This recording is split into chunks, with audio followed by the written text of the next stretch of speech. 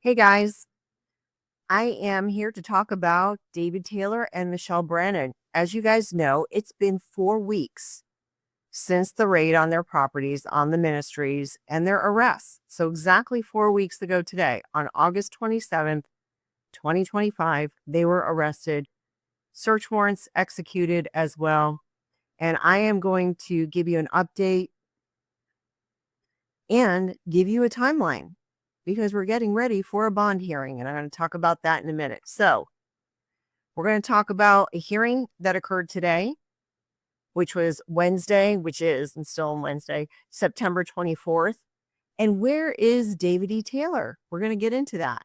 So, there is a federal locator website that you can go on and look up where people are if they're in the federal system.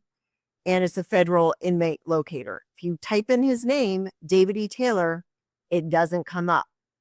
But Michelle does. Michelle Brannon, she comes up. So she's currently being housed in a facility in Oklahoma.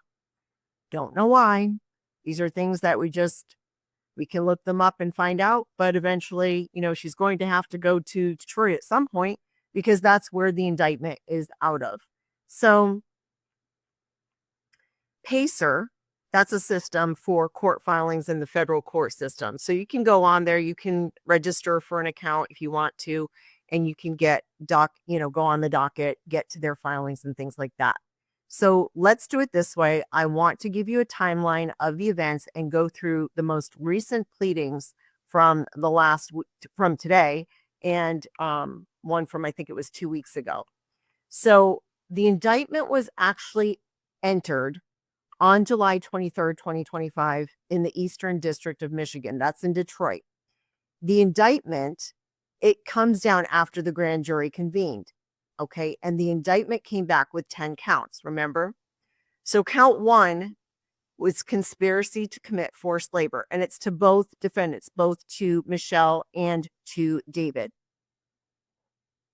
That starts April 2013 through July of 2025. So essentially 12 years. Counts 2 through 9 is forced labor. And here's the breakdown. There's 8 victims.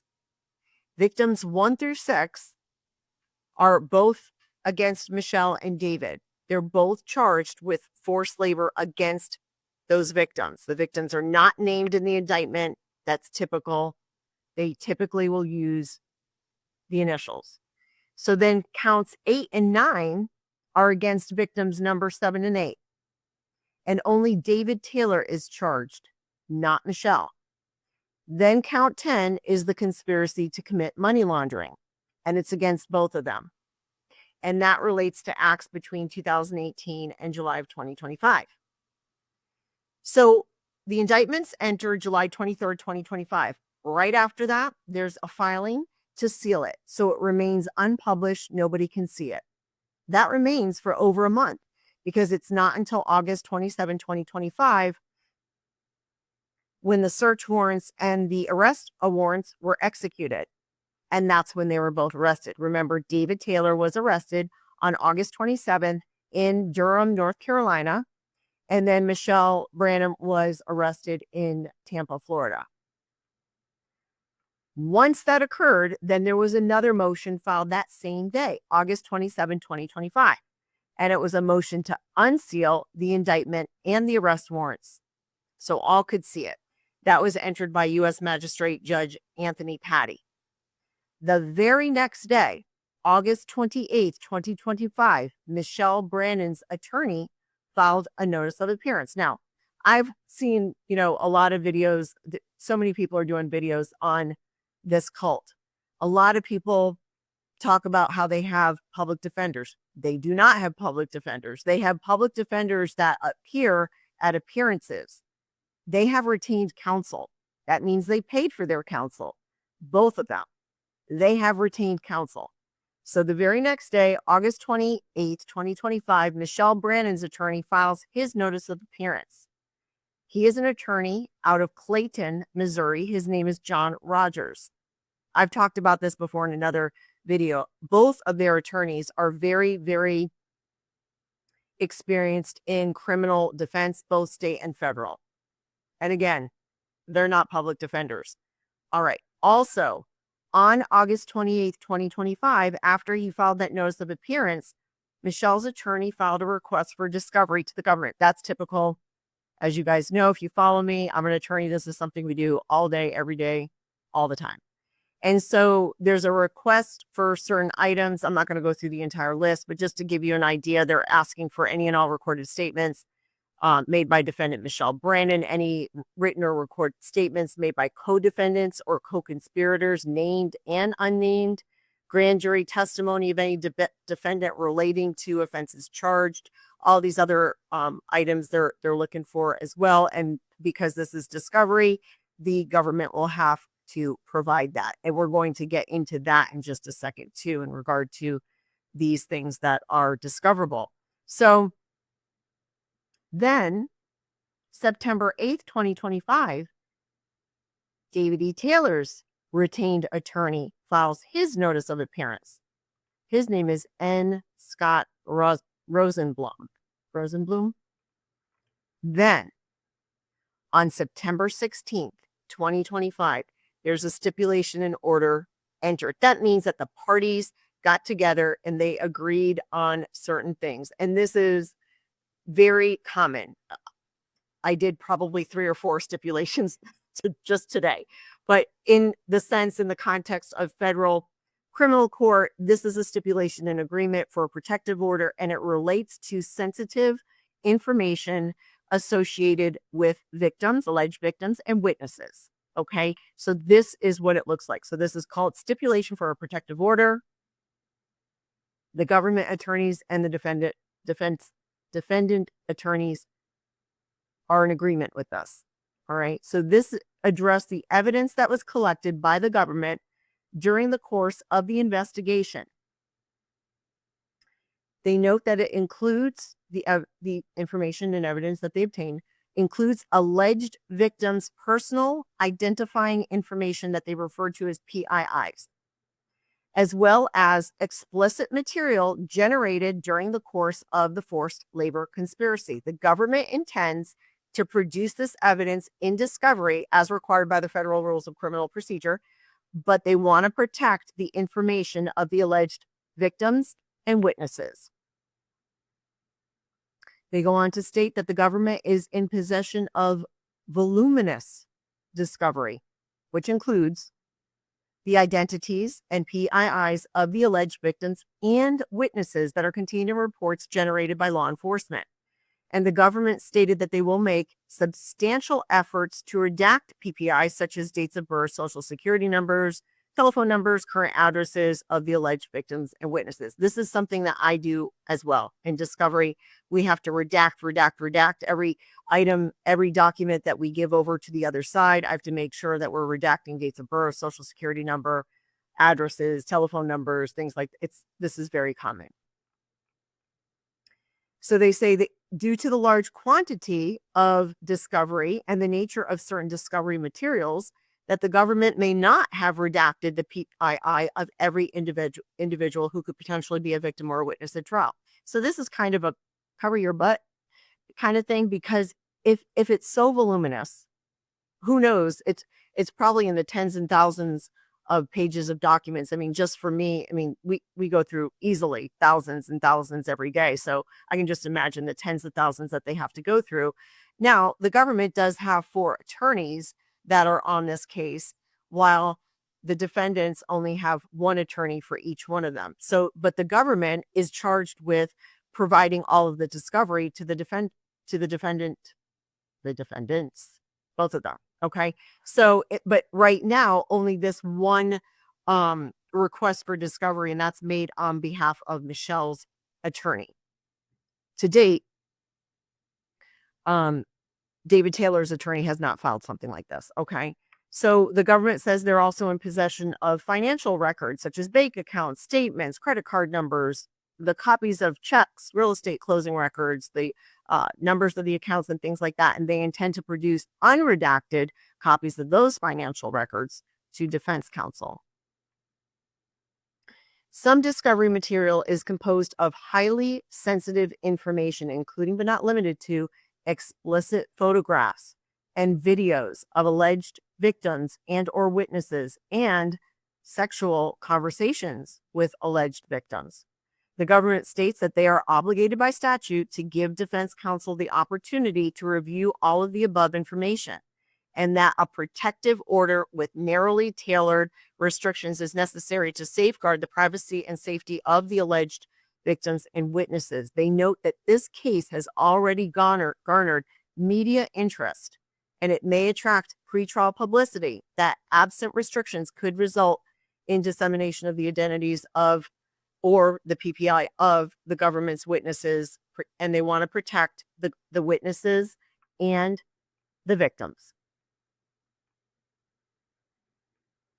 So that's what they're doing. The government wants these measures in place to protect the safety and privacy of the alleged victims and the witnesses. And then they go through step by step how they're going to take these measures, how they're going to put them in place. So essentially, it's making sure that the PPI does not get into the hands of the defendants, although their attorneys are going to have access to it. And their attorneys can conference with the defendants, their clients, and talk about this information, which will contain the PPI. But the defendants cannot have in their possession and hold in their possession any of those materials that contain the PPI. So they can't have that information in the jail facility, only to the extent that the defense attorney is going there and their sole purpose of reviewing the discovery with the defendant or potential witness is in the defense attorney or their team's presence, and it doesn't leave their sight or their custody. The defense counsel is permitted to make copies of the documents so long as it remains in their possession. The defense counsel will only allow the viewing of the discovery by the defendant that they represent in the presence of them and their team, and they will not provide a copy to the defendants. The defense counsel or their team may not publish or disseminate discovery materials or information such as PPI. None of the discovery materials shall be disclosed to the media. And in all the filings, the victims shall be referred to by their initials. This is very common. Very common. I rarely see it where they actually use their names. It has happened, but it's rare. It's usually initials. Now let's get to what happened today, September 24th, 2025. Michelle Brannon apparently had a hearing, and it was before Magistrate Judge Anthony Patty, who is located in Detroit. Now, you might ask, well, how's that? Because she's located in Oklahoma. Yes, she is. More likely than not, this was video conference. She was represented by a federal public defender for the purpose of this hearing. If you were to go into Pacer and you see it, and it's going to show the name of the attorney, if you look it up, you'll see it's a federal public defender in Detroit. That doesn't mean that's her attorney of record. It's just for the purpose of this hearing. I think maybe that's why people get confused, because they might see names of public defenders at times. But again, they have retained counsel. That means they've paid for their attorneys. So at this hearing, maybe before or after, I can't tell from the filing, but today there was another filing by Michelle's attorney, John Rogers. It's a 9-page response in opposition to motion for pretrial detention. That means the government filed a motion for pretrial detention, but it's not on Pacer. It wasn't filed there. So probably they just sent it over straight away to the defense attorney. In the first sentence, it states in this motion that Michelle Brannon, through her attorney, opposes the government's detention memorandum and requests that the court admit Brannon to bail on a combination of conditions of release that will reasonably assure her appearance at trial and assure the safety of the community or to any other person. It starts out with a procedural background stating that Michelle is charged with 1 count of conspiracy to commit forced labor, essentially slavery, multiple counts of forced labor, slavery, and 1 count of money laundering. It notes that she was indicted in the Eastern District of Michigan on July 23rd, 2025, and consented to detention at that time. That was odd to me because she wasn't arrested yet. So I don't know if that was just a mistake. She was arrested on August 27th, so she didn't consent to detention at that time. She consented to detention on August 27th. In any event, so they're arguing against the government's memorandum seeking pretrial detention of Michelle Brannon. In other words, the government is seeking no bond. They're seeking pretrial detention, that she cannot come out of custody, must remain in detention for all the pretrial hearings until they get to trial, still be in trial, and then go from there.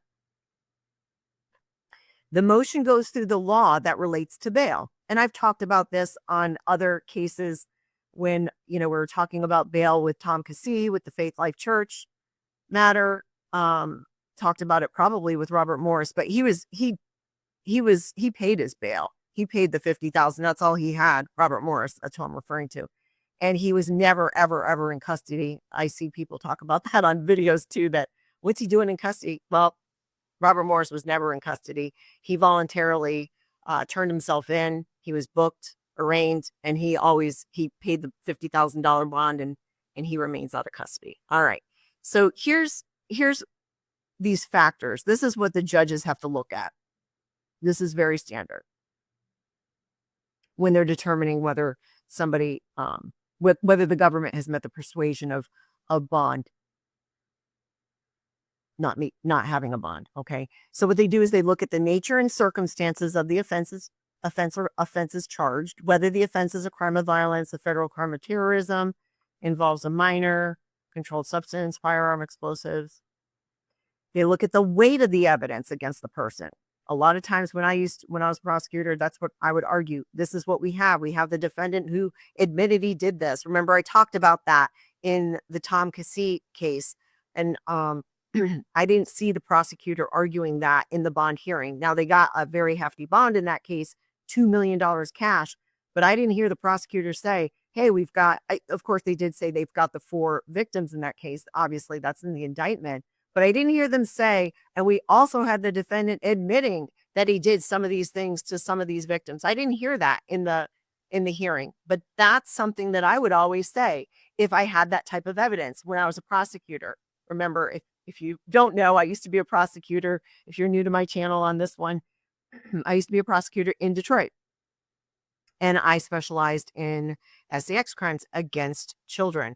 So that's what I would argue, the nature of the crime, the severity of it, the evidence that I have, whether they're a risk to the community, pose a danger to the community, to victims, witnesses, potentially, if there was any evidence of witness tampering. I've had that before where, they were coming against witnesses, trying to get them to recant, things like that.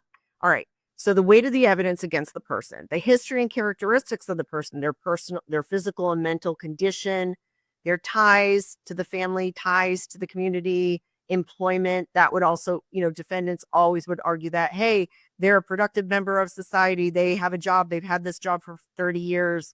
They have good, strong family, no alcohol, drug abuse, and they've never had any criminal history before.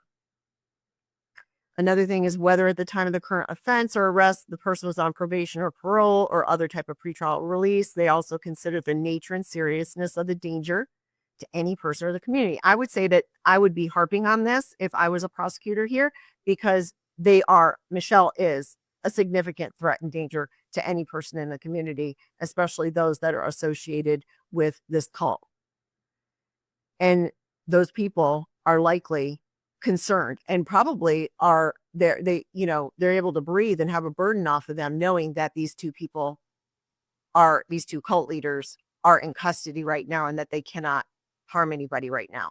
But as you know, that cult is still going on, which is interesting, because you'll see in just a moment, based upon something else that's contained in this motion.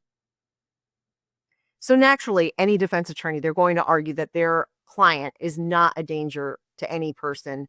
And just because you say it doesn't make it so. Okay.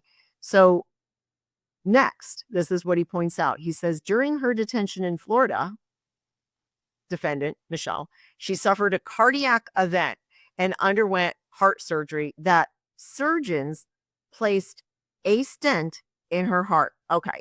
So if you don't know me and you don't know anything about me, currently I do medical stuff. That's the field that I'm in. So right away when I saw that, I'm like, a stent in your heart? I have to read medical records every day.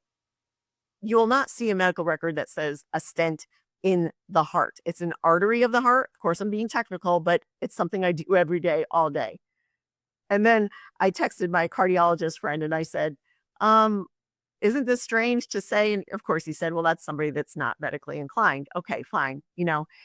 But then he said, what they said, surgeon? Okay, a surgeon does not place a stent in the heart or an artery of the heart. It's a cardiologist. He's a cardiologist. I said, oh, that's right. Thank you for telling me and reminding me of that. That's right. And a cardiologist is the one that will place a stent in the heart. So it's noteworthy to me. It's one stent. My husband has 4. The first time he had a stent in, okay, he was released the very next day and he went back to work. So what's going on here? Well, this is what he says, her attorney. After her release to the jail facility following surgery, defendant suffered significant distress and was hospitalized for several days for monitoring and observation. Well, that could likely be the reason for the delay, right? Going back to 4 weeks ago, she was arrested. Hasn't been arraigned yet. And that could be why. She had this cardiac event. She had a stent. She was probably hospitalized for a bit. Then it reads, her focus in the coming months will necessarily be focused on following her doctor's orders, minimizing stress, and maintaining her health. And she does not pose a risk to the community or other person. Again, just because you say it doesn't make it so. And she has no criminal prior history. Well, a lot of people don't. But then they've been charged with forced labor like she is. So there you have it. So then this is next. This is very interesting. This is where we get a sneak peek into what this trial is going to look like on behalf of Michelle, what she's going to assert. This is what I'm about to read to you. She is going to allege that she herself is a victim of David Taylor. Remember, she's a defendant. She's a co-conspirator. But she's going to allege, because this is already what her attorney is asserting here. He asserts that the circumstances of the charged offenses make clear that where Michelle is alleged to have acted as her co-defendant Taylor's second in command, carrying out his orders. He cites to several text messages that are contained in the indictment. There are multiple text messages, but he pulls out 4. I'm just going to read 3. He says, these text messages allege that Taylor, trading on his authority and religious adherence, demanded action of Brannon. For example, a September 19, 2021 text. Michelle and Kia, make them all stand and tell them if the punishment of 4 a.m. don't work, I'm going to make it worser and worser. They are going to get their beds out of my house and sleep in the garage. Exclamation point, exclamation point. May 26, 2022. Warning from Apostle Michelle, deal out consequences to all the closers that are not bringing in their amount. Garage in Tampa and take away food now. July 31st, 2022. Taylor texted to the group. You are getting up at 8 a.m. also, exclamation point, exclamation point. I want cold water thrown on those who drag and won't get up, exclamation point. A big bucket of water, all caps. Michelle enforce this. So he alleges that the government's memorandum overwhelmingly lumps defendant Brannon with defendant Taylor, failing to recognize that the same elements of manipulation and control that it attributes to Taylor appear evident from the acts alleged in the indictment to be applicable to his relationship with Brannon as well. So there you have it. He's asserting that Brannon was somebody that was a victim and subject to the acts alleged to have occurred by Taylor. He points out that the government's detention memo simply alleges that the defendant Brannon, Michelle Brannon, has access to funds in 2 ways, credit card, Venmo, Cash Apps. And it is the defendant's understanding, so referring again, Michelle only, that it is her understanding Here's where we're talking about what we've talked about before and wondering what was going on with the accounts. Her understanding that the church's accounts have been largely seized, frozen, or closed at this time. However, he asserts that a condition of bond could require confirmation that her name be removed as signatory from any remaining accounts and prohibit her from being added as a signatory to any future accounts associated with the church. He states that her compromised health further minimizes any risk of non-appearance, as she is in no condition to embark on difficult travel or to separate herself from necessary follow-up health care, and suggests that she be released from custody on a condition to have no contact with David Taylor or any former or current members of KOGC, with the exception of Kirsten Jones, who is her power of attorney helping her with her health care, and that she has housing available to her on 7 Mile Road in Northville, Michigan, or at the Avila location in Tampa, close to her cardiologist who performed the surgery. Lastly, her bond hearing is scheduled for September 30th. So that's next week, next Tuesday, September 30th, 2025 at 1 p.m. That is when I'm going to be updating you on that.